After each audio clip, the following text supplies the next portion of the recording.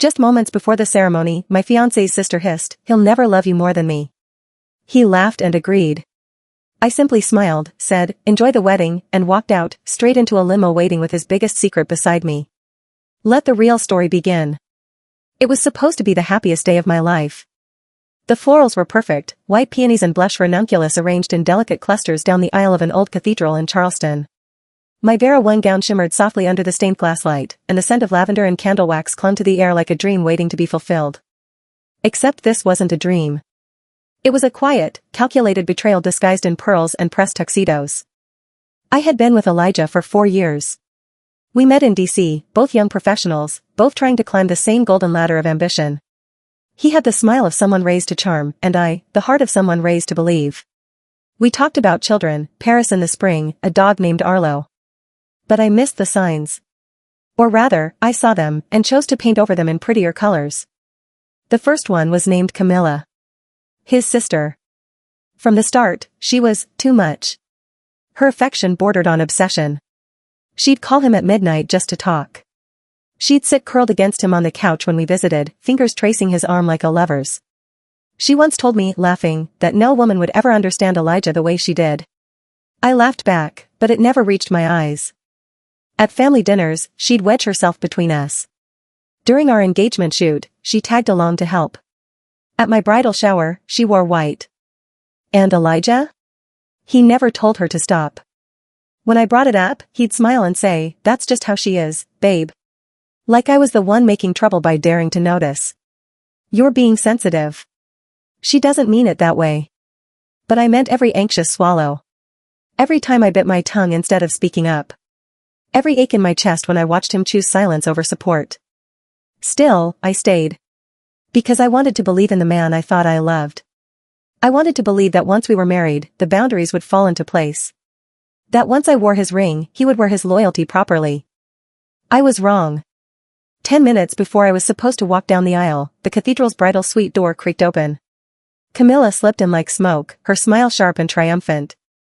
"You'll never be the woman he loves most," she said, voice sugar-dipped venom.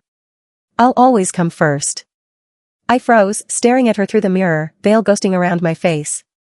And then, Elijah appeared behind her. Hands in his pockets. That same charming smirk on his lips. Instead of telling her to stop, instead of defending me, he chuckled and leaned toward me, murmuring low. "She's right, you know." That was it. Not the months of gaslighting. Not the possessiveness. Not the uneasy nights or the forced smiles. It was those 5 words. "She's right, you know." In that moment, something inside me burned away, quiet and final. The version of me that made excuses, who settled for crumbs, who mistook manipulation for tradition, she vanished. I turned slowly, bouquet still in hand, and walked toward Camilla. She tilted her chin, victorious. I smiled. Calm. Controlled. I held out the bouquet and gently placed it in her arms. "Then enjoy the wedding," I whispered. And I walked away. Not with a tear. Not with regret. I stepped out into the golden Charleston sunlight, the bells behind me silent. A sleek black car waited at the curb. I opened the door. And sitting inside, legs crossed, sunglasses perched on his face, was Julian, the man Elijah never expected me to meet. The man who had revealed the secret Elijah tried so hard to bury. I stepped in. Closed the door. The air conditioning hummed softly. Julian raised a brow and handed me a glass of champagne. "That bad?" "Worse," I said, taking a long, clean sip. Because I wasn't just leaving my fiancé at the altar. I was leaving him with the ruins of the life he tried to build on lies, and a storm he never saw coming.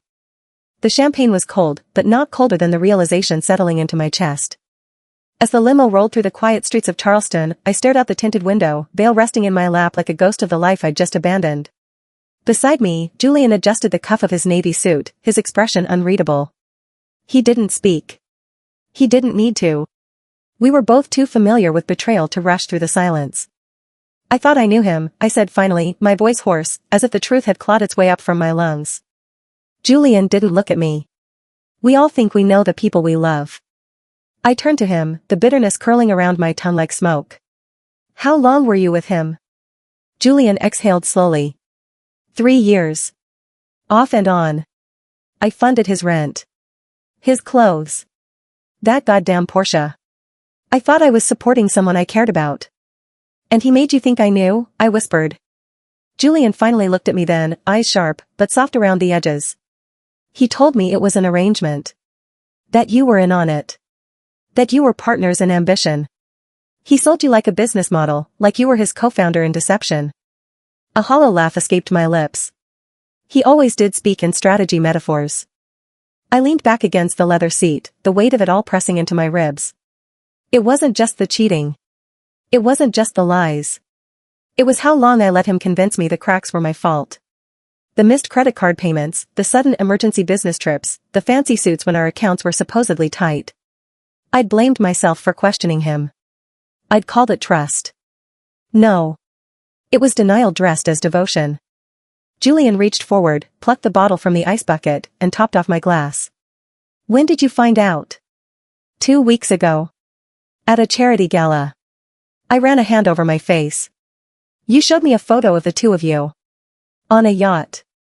He was sitting on your lap. Julian smirked without humor. A little hard to explain away, huh? I tried to pretend I was misinterpreting. That it was innocent. But you were too genuine. Too angry. I was angry at both of us, he said quietly. Me, for believing him. You, for being caught in his mess. I shook my head. Don't be. I built the perfect version of him in my head. I thought if I loved him hard enough, he'd become that person. But he was always this. I just chose not to see it. The car turned down a narrower road, live oaks hanging heavy with moss. I looked down at my dress, the delicate lace a cruel reminder of how close I came to giving myself to a lie. I should be devastated, I murmured. Julian arched a brow. But you're not? No, I said, surprised by the steadiness of my voice. I'm furious. And focused. He smiled then, slow and sharp. Good. Fury can be fuel. I turned to him, eyes narrowing slightly. Tell me, Julian. Why are you helping me? He paused. Then, because he hurt me too. Because men like Nate walk through life thinking no one will ever make them pay. Because watching you leave him at the altar was the most beautiful act of vengeance I've seen in years. I tilted my head. And, Julian said, raising his glass, because I believe in poetic justice. And you, darling, just stepped into the role of avenging angel. I touched the edge of my glass to his. A soft clink echoed between us. Then let's write the rest of the story. As we drove deeper into the city's quiet side streets, I began to smile, not out of joy, but clarity. I hadn't just dodged a broken marriage. I had just declared war. And I had the perfect partner beside me. I didn't scream. I didn't throw the ring across the room or collapse into sobs or make a scene worthy of a soap opera. No. I smiled. Because when betrayal becomes a blade pressed against your throat, you either bleed, or you sharpen your teeth. The days leading up to the wedding passed like soft clouds over a brewing storm. I let the calm blanket him. I let Nate believe everything was still perfect, untouched. I answered his morning texts with hearts and kisses. I posed for our final engagement photos with a radiant smile. I let his mother touch my veil with teary pride. And I let Allison, the sister wife, hover, gloat, grin. Because I wanted them all to feel safe before I pulled the floor out from under them. I wasn't marrying a man. I was escaping a mask. And I was going to take that mask, peel it off piece by piece, and hand it back to him with a bow tied in poison. Each morning, I woke up and reviewed the guest list, not for seating changes, but for impact. Each name, each vendor, each strand of this glittering lie, they were all threads waiting to unravel. I coordinated final payments with a smile. I confirmed the catering, knowing full well none of those oysters would be served. I stood in the final dress fitting and let the seamstress pin me into a gown that would never touch the altar. And all the while, I counted the ways he had made a fool of me. Every dinner I paid for when his card mysteriously failed. Every lie he wrapped in silk and sealed with a kiss. Every night I spent believing I was his first choice, while he was nestled in another man's lap, whispering different promises. The betrayal wasn't loud. It was surgical. Precise. He didn't just cheat on me, he hollowed me out, and decorated the emptiness with deception.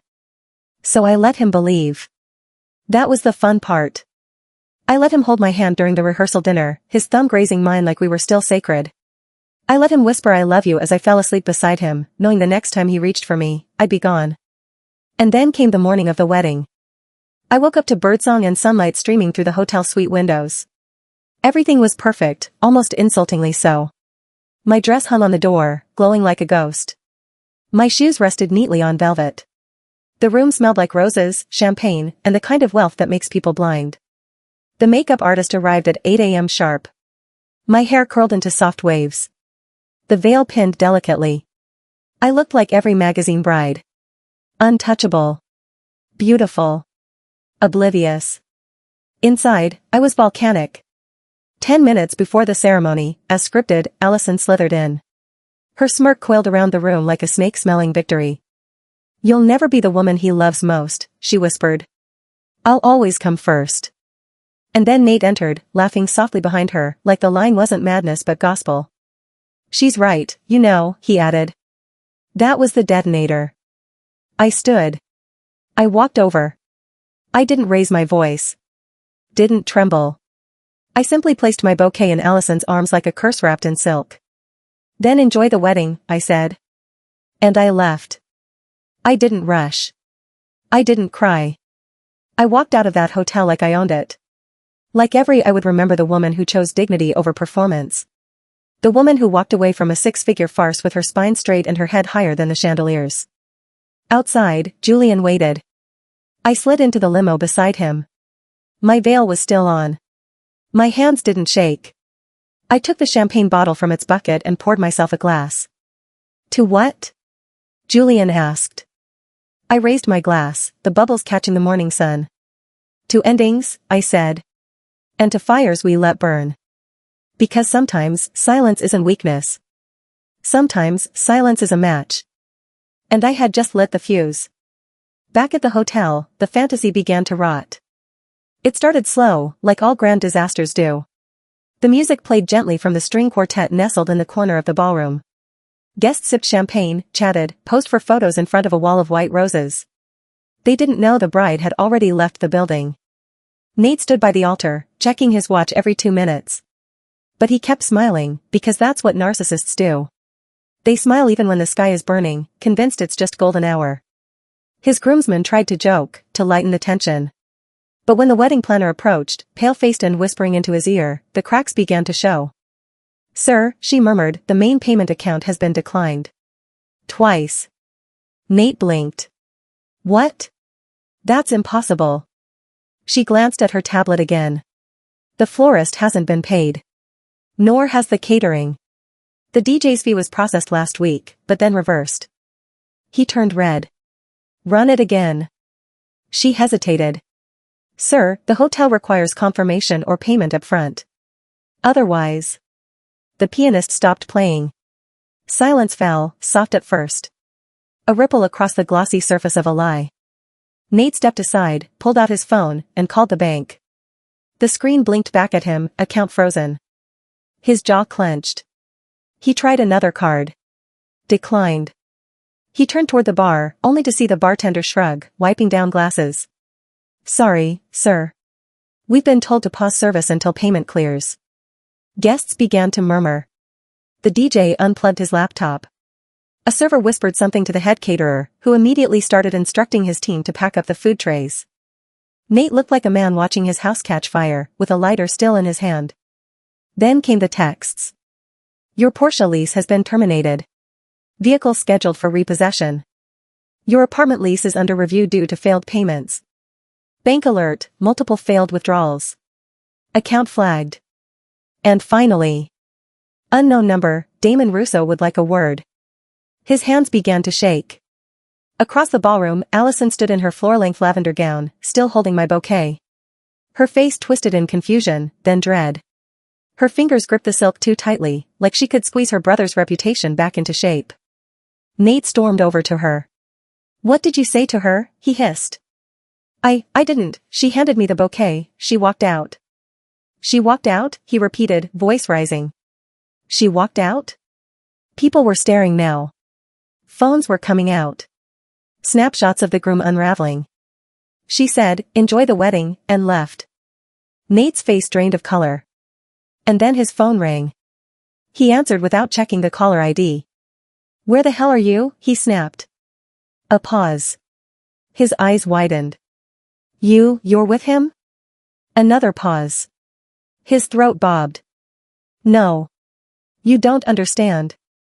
It wasn't like that. I just needed help. And then his voice broke. Right there, in front of 100 people. He looked up and around like a hunted animal. The ballroom that had once been his kingdom now closed in like a cage. Because here's the thing about men like Nate, they build their empires on borrowed time, borrowed money, borrowed hearts. And when the debt collectors come, emotional or financial, they come hungry. The guests began to leave. The cake, untouched, was wheeled back toward the kitchen. The flowers sagged. And Nate, once the golden boy in a tailored tuxedo, now stood sweating under a chandelier, his world collapsing petal by petal. And I was in a penthouse suite across town, barefoot on a marble floor, sipping the finest rose I'd ever tasted. Watching the video Julian had just sent me. Nate, yelling at the planner. Nate, panicking at the bar. Nate, begging someone on the phone. A groom with no bride, no money, no secrets left. I watched him break in high definition. And I didn't feel sorry. I felt free. There's a special kind of silence that comes after the world implodes. Not the peaceful kind. No. The sharp, charged quiet, the kind that hums like an electric wire right before it snaps. I sat on the velvet chaise in Julian's penthouse, the city lights flickering below, the screen in front of me still showing Nate's name. Blocked now. I had cut him off like a surgeon removing rot from flesh. Clean. Cold. But as Julian's phone rang again, Damon Russo flashing on the screen, I realized this wasn't about closure anymore. This was survival. Julian didn't answer immediately. He stared at the phone like it might explode in his hand. I'd seen Julian confident, amused, even cruel. But this? This was fear. Real, soul-deep fear. He picked up. Russo. The voice on the other end was low. Gravel wrapped in silk. You still with her? Julian's eyes met mine. Yes. Good, Damon said. Because she's the only reason I haven't gutted that little rat yet. My breath caught. He meant Nate. Julian stayed calm. You'll get your money. I don't want money. Damon's voice dropped, deadly soft. I want him. I want to look in his eyes when he realizes how many people he played, how many lives he built his little fairy tale on. I whispered, he doesn't even know you're coming. Damon chuckled. It wasn't kind. He will. The line went dead. Julian turned to me. We need to find him first. I hesitated. Why? Let Russo handle him. Because Russo doesn't leave witnesses, Julian said quietly. And like it or not, you were part of this story. I swallowed the lump in my throat. I didn't know. Doesn't matter. He's old school. To him, everyone who touched the lie is tainted. The words landed like lead. We were in deeper than I'd thought. This wasn't about a wedding anymore. This wasn't even about heartbreak. It was about blood. I grabbed my coat. I know where he'll go. We found him 2 hours later. The Porsche was already gone, towed. His apartment locked, lease terminated. But Nate wasn't smart. He was sentimental. He always clung to old things when things went wrong. He was at his mother's cabin upstate. Alone. Broken. And exactly where we needed him to be. I stood outside the wooden door as Julian checked around the back. There was no one else. Just a flicker of candlelight inside. I knocked once. He opened the door, and for the first time, Nate looked human. Not charming. Not smug. Just hollow. You came, he said, like he couldn't believe it. I stared at him, this man I was once ready to spend forever with. I didn't feel love. I didn't even feel rage. I felt clarity. You lied to me, I said. To Julian. To Russo. He winced at the last name. I didn't know it was him. I thought it was just another investor. You thought wrong. He sank into the couch. What do I do now? Julian stepped forward from the shadows. You face him. Nate went pale. He'll kill me. Probably, Julian said. But maybe, if you show up on your knees, if you tell him the whole truth, maybe you walk away. I stared at Nate. But you don't get to walk away from me. He looked up, confused. I pulled out a small recorder. Say it, I said. Say what? That you used my money. That you used Julian. That you built your life on lies. He opened his mouth to protest. I raised my hand. Or Russo gets a copy of our little meeting before you even leave this cabin. He caved. He said everything. Every debt. Every lie. Every secret. And when he finished, he looked at me like a dog left in the rain. Are you going to ruin me? He whispered. I leaned in, slow and deliberate. I already did. Julian placed a folded piece of paper on the table. That's the address. You meet Russo tomorrow at 10 a.m. If you run, he'll find you. If you lie, he'll know. We left. And as I walked down those cabin steps, the air felt lighter. Because for the first time in years, I wasn't someone's fiancé or a pawn in someone's game. I was my own storm. And the man who tried to burn me was about to meet someone far more dangerous than me.